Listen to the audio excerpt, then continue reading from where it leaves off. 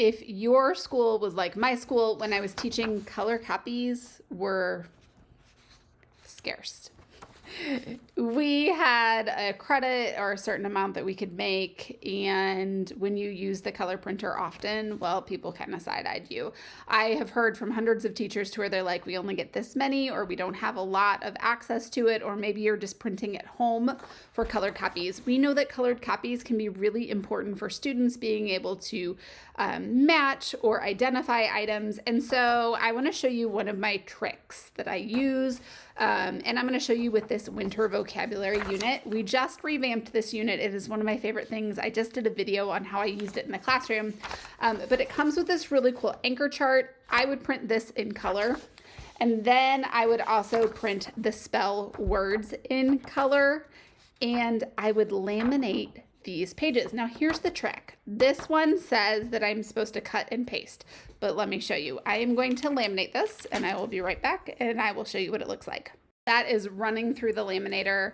I am going to tell you a little bit about this activity. So our goal here is that students will cut out these boxes and then glue them in the right section. Now, I could laminate this and I could put Velcro on everything. Velcro is also expensive. So if you are on a tight budget, I've got your back. Don't you worry. And so you're going to print these things. If you print them in color, that's great. If you can't print them in color, it's going to be okay, I promise.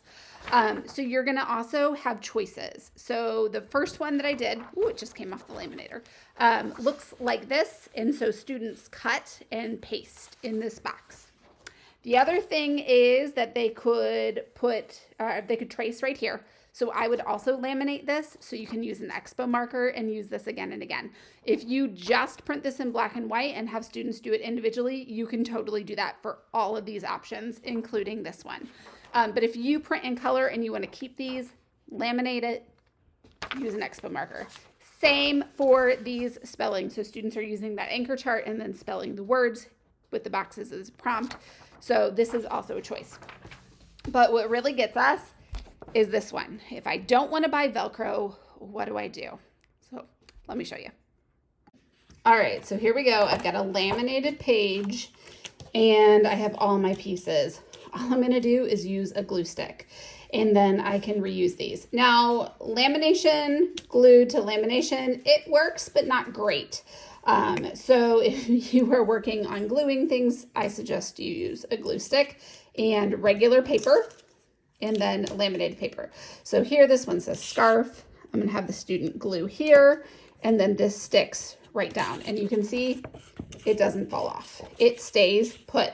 When you're ready to take these off, you can just peel this right off. It comes off. It takes this a hot minute to dry. So these are really become like movable. So if you were doing these in centers, you could have another student be cutting while you were working with students and having them glue these on. And it just becomes a great way to where, like, if a student makes a mistake frequently, you can peel this up and you don't ruin the page, you know? So if you need to move things, you could easily do that. This is just one of those hacks that I used to use in the classroom that I thought I would share. If you are short on Velcro, you don't want to buy Velcro, you hate Velcro, you hate the scissors, you hate the feel, you hate all of it, this is a really great option for you.